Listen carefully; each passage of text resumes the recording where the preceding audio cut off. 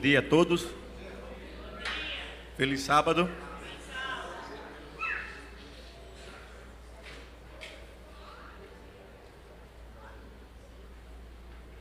Vamos abrir a palavra de Deus em Gênesis capítulo 22.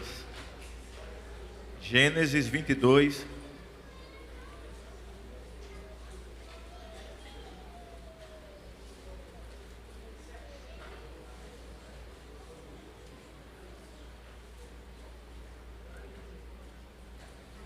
Os versos do número 1 até o número 18. Por favor, acompanhe a sua Bíblia.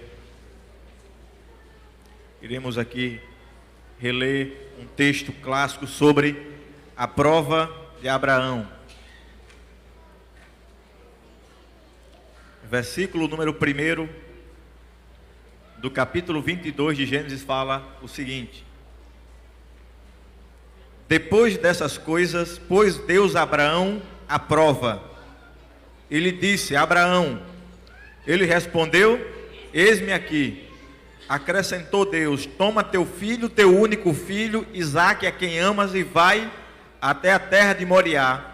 Oferece-o em holocausto sobre um dos montes que eu te mostrarei.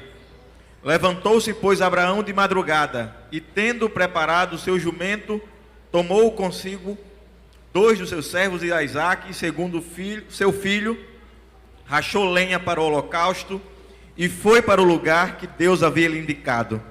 Ao terceiro dia, erguendo Abraão os olhos, viu o lugar de longe. Então disse a seus servos: Esperai aqui com o jumento. Eu e o rapaz iremos até lá. Havendo adorado, voltaremos para junto de vós. Tomou Abraão a lenha do holocausto e a colocou sobre Isaque, seu filho. Ele levava nas mãos o fogo e o cutelo, a faca. Assim caminhavam ambos juntos. Quando Isaque disse a Abraão, seu pai: Meu pai. Respondeu Abraão: Eis-me aqui, meu filho. Perguntou-lhe Isaque: Eis o fogo e a lenha, mas onde está o cordeiro para o holocausto? Respondeu Abraão: Deus proverá para si, meu filho, o cordeiro para o holocausto. E seguiam os dois juntos. Chegaram ao lugar que Deus lhe havia designado. Ali edificou Abraão um altar. Sobre ele pôs a lenha, amarrou Isaque, seu filho, e o deitou no altar, em cima da lenha. Estendendo a mão, tomou a faca para imolar o filho. Mas do céu lhe bradou um anjo do Senhor: Abraão, Abraão. Ele respondeu aqui pela segunda vez: Eis-me aqui. Então lhe disse: Não estendas a mão sobre o rapaz e nada faças, pois agora sei que você teme a Deus, porquanto não me negaste o filho, teu único filho. Tendo Abraão erguido os olhos, viu atrás de si um carneiro, preso pelos chifres, entre os arbustos. Tomou Abraão o carneiro e ofereceu em holocausto, em lugar de seu filho. E pôs Abraão o nome daquele lugar: O Senhor proverá. Daí até hoje, em dia, no monte do Senhor se proverá. Então do céu bradou pela segunda vez o anjo do Senhor a Abraão, e falou: Jurei por mim mesmo, diz o Senhor, porquanto fizeste isto e não me negaste o teu único filho, que deveras te abençoarei, e certamente multiplicarei a tua descendência como as estrelas do céu, e como a areia na praia do mar. A tua descendência possuirá a cidade dos seus inimigos. Nelas serão benditas todas as nações da terra, porquanto obedeceste a minha voz. É um texto conhecido que Deus põe Abraão à prova. É interessante isso, né?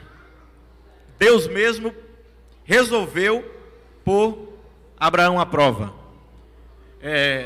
O texto bíblico lá de Tiago 1,13 diz assim: Quando alguém for tentado, jamais deverá dizer: Estou sendo tentado por Deus, pois Deus não pode ser tentado pelo mal, e Deus a ninguém tenta. Tentação e provação são duas coisas opostas, por uma razão. A fonte da tentação e a fonte da provação são coisas diferentes, vêm de seres diferentes. A tentação vem de Satanás e a provação, ela vem de Deus. E a provação, irmãos, ela tem um intuito. ela tem um objetivo. E alguém aqui sabe qual é o objetivo da provação? Fortalecer a quem? A nossa fé.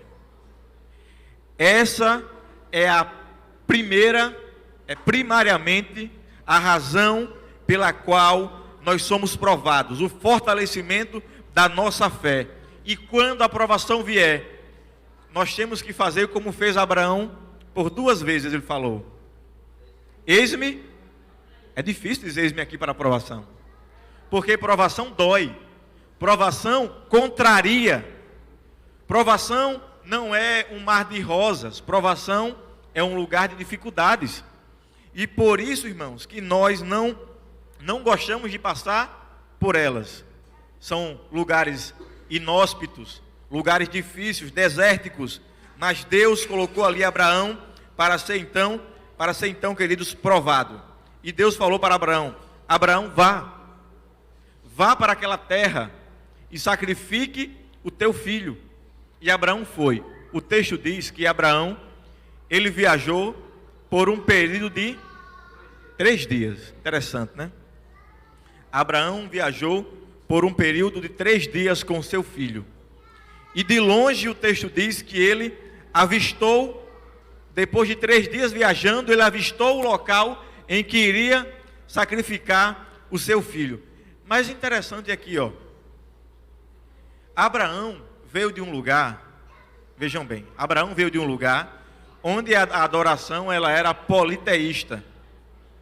E de um lugar onde Abraão veio, os seus antepassados eram, sabe o quê? Adoradores de diversos deuses que pediam várias coisas. Entre elas, alguns deles pediam o sacrifício de filho, de criança, o que Deus não havia ainda feito. Abraão foi chamado por Deus para uma situação diferente, para um formato de adoração diferente. E ele agora ouve a voz de Deus, que ele tinha a certeza que era a voz de Deus, ele tinha discernimento para isso. Ele ouve a voz de Deus e aquela voz pede algo que poderia ser normal para a localidade dele, mas não para esse Deus. E por que? A pergunta é: Abraão obedeceu. Porque Abraão tinha uma relação íntima e profunda com quem? Com Deus. Conhecia a voz de Deus. Naqueles dias, irmãos, a revelação ela não estava ainda completa. Ela era dada por símbolos, como veremos nesse próprio texto, em que o símbolo de Cristo será aqui o Cordeiro. Naqueles dias não estava ainda completa. É por isso que hoje a revelação completa está aqui, contida onde? Na palavra de Deus. Nós seguimos a palavra dele, porque aqui ela está contida a voz, a vontade e o desejo de Deus para a nossa fé e para nosso estilo de vida. É por isso que muitas vezes, claro que na maioria das vezes nós acreditamos que a revelação ela está completa. Nos últimos dias haverão profetas, a Bíblia diz. Mas tudo que vier a você tem que ser colocado à prova no laboratório chamado a palavra de Deus.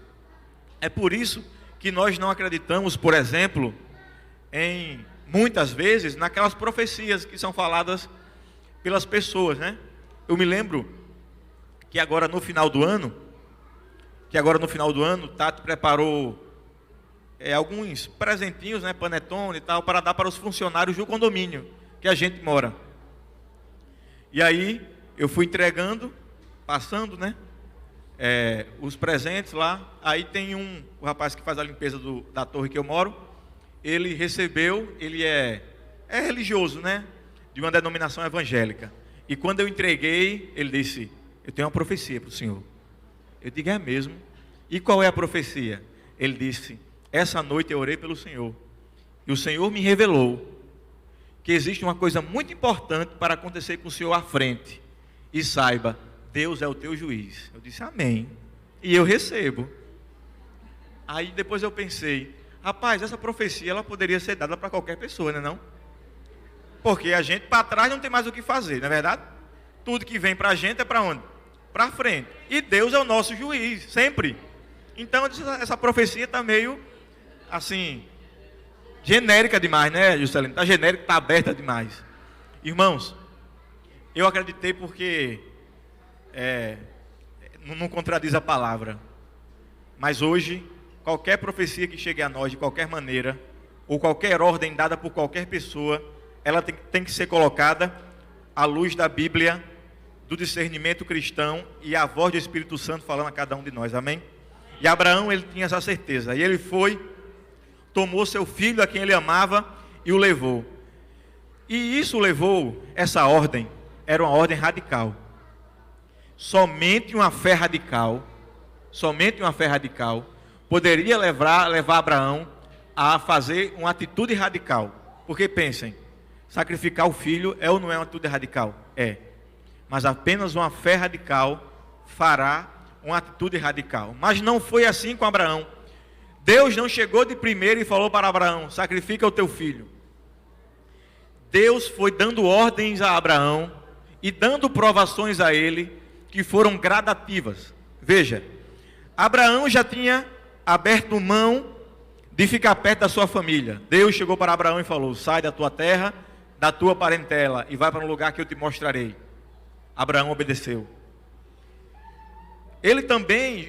Abraão também tinha aberto mão de suas terras. Veja, a gradação da fé de Abraão.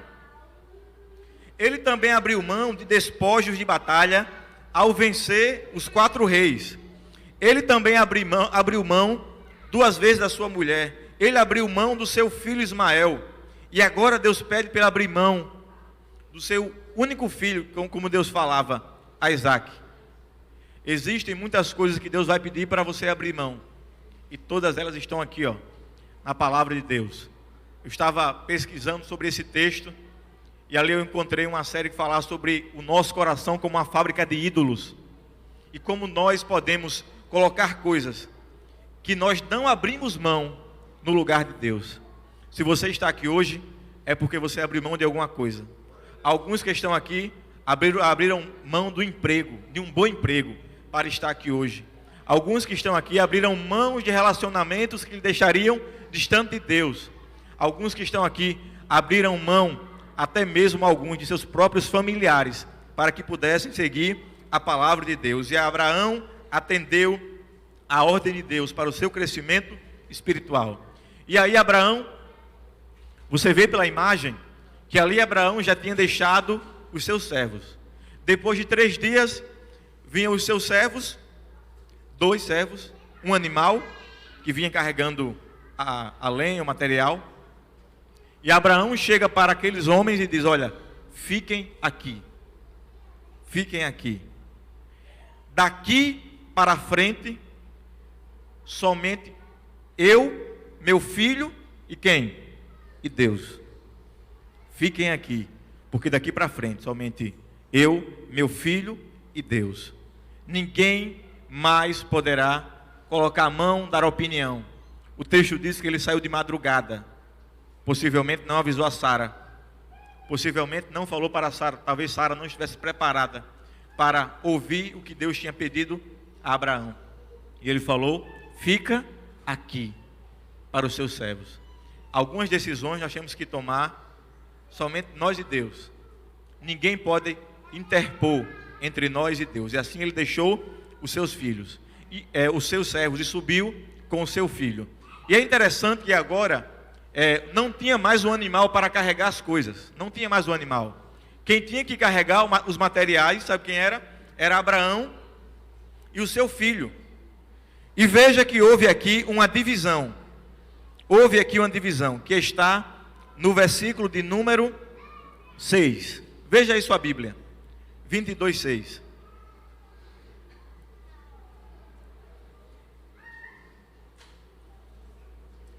Diz assim: tomou Abraão o que? A lenha do holocausto e o colocou sobre Isaque. Ele, porém, levava nas mãos 2 coisas: o fogo e o cutelo. Veja, preste bem atenção na divisão. Não tinha mais animal, não tinha mais servo, só tinha Abraão e seu filho. Abraão agora entrega para Isaque a lenha. E ele pega as brasas, o fogo, o material do fogo e a faca. E dá a lenha para o seu filho.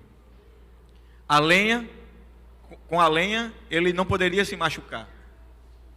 Abraão tomou responsabilidade pelo fogo e o cutelo. Na mão do pai estava o que era possível, o que era algo que seu filho poderia se machucar: fogo e faca.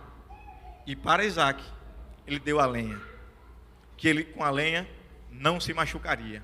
E eu fiquei lendo esse texto e pensando, qual tipo de recado pode ser aplicável para a nossa vida hoje? Na relação, por exemplo, pai e filho. Na relação pai e filho, hoje, muitos de nós pais estamos colocando nas mãos de nossos filhos algo que eles não podem ter. Às vezes, ao invés de deixar a lenha na mão deles, colocamos a faca e o fogo. E eles podem se machucar.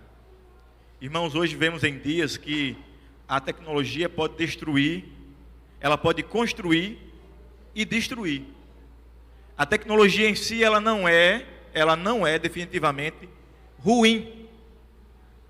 Mas o uso que temos dela pode ou não tornar ela ruim. E deixar nas mãos do nosso filho o que ele quer fazer, o que ele deseja fazer, instrumentos que podem destruí-los, que podem levar eles para distante de Deus, é um perigo. E eu, como pai, saindo da figura completamente de pastor, que somos pais, todos nós somos iguais, eu fico preocupado, às vezes com o que as minhas filhas assistem, e às vezes ali, um desenho vai levando a outro, que vai chegando a outro, que de repente está vendo uma coisa, e ali ela está manuseando algo que pode machucar a ela própria, pode machucar a criança. Nós temos uma responsabilidade imensa e intensa de deixar nas mãos dos nossos filhos aquilo que eles não podem, que eles podem manusear e que eles não irão se machucar. E aí eles sobem os dois. No meio do caminho, a fé infantil, a ingenuidade daquela criança ele pergunta ao pai: pai, eu estou vendo aqui que está quase completo aqui a história. Eu estou vendo aqui que tem quase tudo. Tem faca para matar o animal, tem o fogo para queimar o animal, tem a lenha para estar ali fazer o processo para queimar o animal, já está sendo feito o altar, agora falta uma coisa. O que é que faltava, irmãos? O animal, o sacrifício. E ele olha ali para um lado e para o outro, e eu fico imaginando que o texto bíblico, quando se refere a Isaque, é utilizado, não que ele era uma criancinha, um bebezinho, mas que ele já era um juvenil na sua adolescência, tanto que ele tinha mentalidade crítica suficiente para olhar para o ambiente e fazer uma leitura. Tem alguma coisa errada aqui, não tem animal, o sacrifício não está por aqui. Pai, quem será o sacrifício? E ele pensou, vai sobrar para alguém. Mas ele confiava tanto na fé do seu pai, ele confiava tanto na figura do seu pai, como um homem de Deus, como um alguém de fé, que ele estava firme para que seu pai fizesse o que fosse melhor, e ele estaria ali também junto para ser sacrificado. Ele poderia correr. Vocês lembram que quando Deus chamou Abraão, Abraão já era um homem de idade, já era um idoso, e ele era um adolescente na sua força, na sua rapidez, poderia fugir, mas não o fez. Ele confiava na imagem de servo, de fé, de homem de Deus do seu pai. E eu fico imaginando que nós, às vezes, estamos vivendo dias em que os menores não nos veem como figuras de homens e mulheres de Deus. E eis aqui um grande perigo. Quando os menores, quando as crianças, quando os adolescentes, quando os jovens olham para nós e não veem em nós figuras espirituais, começa então um grande perigo. A fé deles começa a ser abalada. A fé de Isaque não foi abalada porque ele tinha confiança em seu pai. eu ouvi alguém falando assim: os jovens de hoje não toleram incoerência. Nenhum jovem de nenhuma época tolerou incoerência. Os de hoje, mais ainda. Mas de nenhuma época tolerou incoerência. Faça o que eu digo e não faça o que eu faço, não cola mais. Viva como eu vivo, é que os filhos querem fazer. Vivo como o meu pai vive. Vivo como minha mãe vive. Faço o que minha mãe e o meu pai fazem, porque eles são referências de homem e mulher de Deus. Nós precisamos ser uma referência de fé. E o texto diz que Abraão foi até o final. É interessante que o texto de Hebreus, ele fala sobre essa ocasião. A ocasião em que Abraão leva o seu filho para o sacrifício. E o texto de Hebreus 11, eu gostaria que você abrisse sua Bíblia agora, Hebreus 11, 17 a 19. Veja o que diz aí. Hebreus 11, 17 a 19.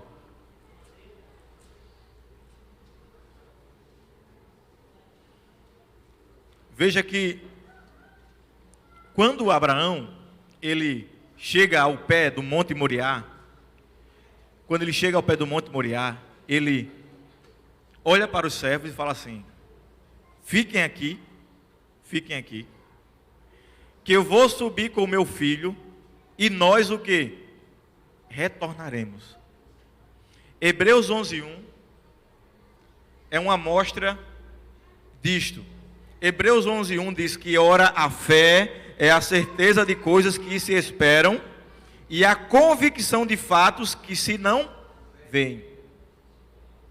Abraão diz: eu vou subir, mas esperem aqui, porque eu e Isaac, nós voltaremos. Ele usa o pronome ali no plural, ele usa o verbo no plural, nós retornaremos. E veja o que diz o Hebreus, capítulo 11, verso 17 a 19. O porquê Abraão tinha certeza disto. Pela fé, Abraão, quando posto à prova, ofereceu Isaac. Quando estava para sacrificar o seu unigênito, aquele que acolheu alegremente as promessas. A quem se tinha dito: em Isaac será chamada a tua descendência. Porque considerou que Deus era poderoso até para ressuscitá-lo dentre os mortos, de onde também figuramente o recobrou. Ele tinha a completa certeza de que se ele sacrificasse o filho, ele subiu na certeza de sacrificar, mas também na certeza da ressurreição de Isaac. Por isso ele falou para os seus servos: nós voltaremos, nós retornaremos. A confiança de Abraão em Deus era muito grande, e ele falou: nós retornaremos. Quando Abraão, então, levanta ali a faca para sacrificar o seu filho, ele ergue a faca, a Bíblia diz que um anjo aparece e chama pelo nome de Abraão. Diz: Abraão, não faça isso. Não é necessário sacrificar o teu filho. Abraão, então, eu fico imaginando o alívio em Abraão. O alívio naquele homem em que não precisaria mais sacrificar o seu filho. Não seria mais necessário sacrificar o seu filho. Ele levanta seu filho, desamarra o seu filho. E agora a promessa, ela é então, mais uma vez, cumprida. Abraão, ele olha para aquele momento. O anjo diz mais uma vez: Abraão, o teste acabou. Você passou. Você foi aprovado.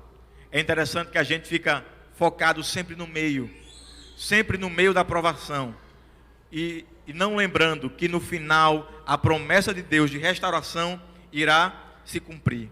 É fácil confiar quando tudo está bem. Meus irmãos, nós precisamos cada vez mais ter a certeza que o Senhor proverá. O texto diz que enquanto terminava ali o sacrifício, enquanto terminava aquele momento, sabe o que ele fazia? Ele fazia uma oração a Deus, e Deus atendeu a oração de Abraão. Naquele momento, ele sabia que Deus proveria, e como assim o fez. Ele fez aparecer ali um carneiro, preso pelos chifres.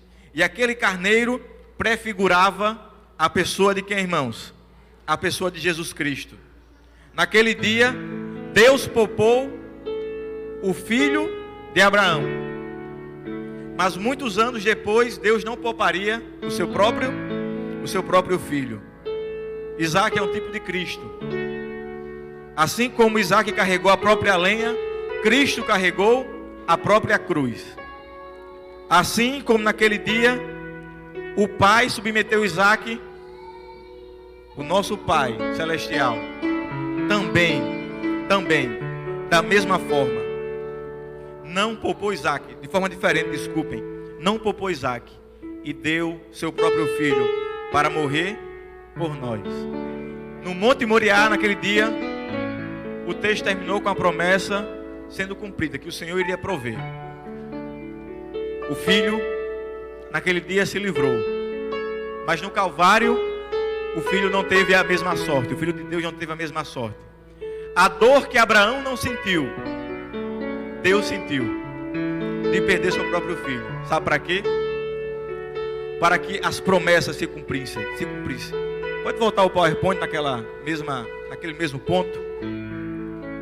No final do texto, a Bíblia fala assim, ó, do texto que nós lemos hoje. Verso 17: que deveras te abençoarei, e certamente multiplicarei a tua descendência, como as estrelas dos céus, e como a areia da praia do mar. A tua descendência possuirá a cidade dos seus inimigos, e nelas serão benditas todas as nações da terra, porque você obedeceu a minha voz. A promessa foi feita, e a promessa que está aqui é a promessa que foi feita a Abraão, que em Abraão todas as nações seriam abençoadas. E a promessa ainda permanece de pé. Não só uma promessa, nem duas, mas milhares de promessas que estão na palavra de Deus podem se cumprir hoje para nós. Uma delas é que, embora os nossos pecados sejam vermelhos como escarlate, se tornarão branco como o carmesim, como a neve. Embora sejam rubros como a púrpura, como a lã se tornarão. Se nós estivermos dispostos a obedecer, comeremos o melhor do fruto desta terra. É a promessa de Deus. Promessa de perdão de pecados. Promessa de restauração de vida. Mas há uma outra promessa que fala assim: tu, porém, tu, Senhor, guardarás em perfeita paz aquele cujo propósito está firme, porque em ti confia. A promessa que está aqui de Deus para nós é que Ele nos guardará em paz se nós confiarmos nele. Há uma terceira promessa, e a promessa é: o que é impossível para os homens é possível para... Essa é uma promessa para todos nós. Onde não há possibilidade de irmos, Deus irá à nossa frente. Há uma outra promessa para aqueles que estão hoje com medo. E a promessa é: busquei o Senhor e Ele me respondeu, livrou-me de todos os meus temores. Talvez alguns aqui que vieram estejam com medos próprios, particulares, provações que estão assolando sua vida. Mas a promessa é que Deus vai nos livrar de nossos medos. Há uma outra promessa que diz: se algum de vós tem falta de sabedoria, peça a Deus, que a todos dá livremente, de boa vontade, e lhe será concedida. Deus quer dar sabedoria para cada um de nós, para fazermos nossas escolhas diárias. Deus também dá sabedoria àqueles que buscam. O ano está começando. Talvez muitos que estão aqui estão sonhando que até o final do ano passarão em um concurso, por exemplo. Deus diz: peça sabedoria, eu vou te dar. Muitos querem fazer o Enem, passar para alguns cursos, medicina, direito, o que quer que seja. Falta sabedoria? Peça a quem, irmãos? A Deus. A promessa é que Ele vai te dar. Muitos hoje estão dormindo apenas com ansiolíticos, com alguns remédios, mas Deus quer te livrar disto. E Ele diz assim: busque em mim, e em paz você se deitará, e logo pegará no sono, porque Deus é quem te faz repousar seguro. E alguns vivem sozinhos, distante da família, ou por opção resolveram ficar sozinhos. Mas Mateus 28 diz que há uma companhia que é diária, e é o próprio Cristo que fala: eu estou convosco todos os dias, até a consumação dos séculos. Amém. Há outra promessa que também irá se cumprir: vinde a mim, todos que estáis cansados e sobrecarregados e oprimidos, e eu vos aliviarei. E a última promessa que está aqui é uma promessa escatológica para o último dia, para o dia da volta dele. Ele fala assim: ele enxugará dos seus olhos toda a lágrima. Pode ser que a lágrima que caia hoje um dia possa voltar, mas naquele dia, depois de enxugar dessa lágrima, nenhuma mais descerá dos nossos olhos. Não haverá mais morte, nem tristeza, nem choro, nem dor, porque as coisas antigas já passaram. Abraão não tinha medo, porque tinha confiança. Abraão obedeceu porque tinha fé. Fé, obediência e confiança devemos ter em Deus. Não tema, porque Deus hoje está conosco e cumprirá a promessa que fez a Abraão. Cumprirá também em nossas vidas. Amém? Se é o seu desejo, eu quero convidar você a ficar de pé, para que juntos possamos entoar o hino. Não há a música, não há o que temer, sabendo que a promessa de Deus é real e verdadeira para nossas vidas.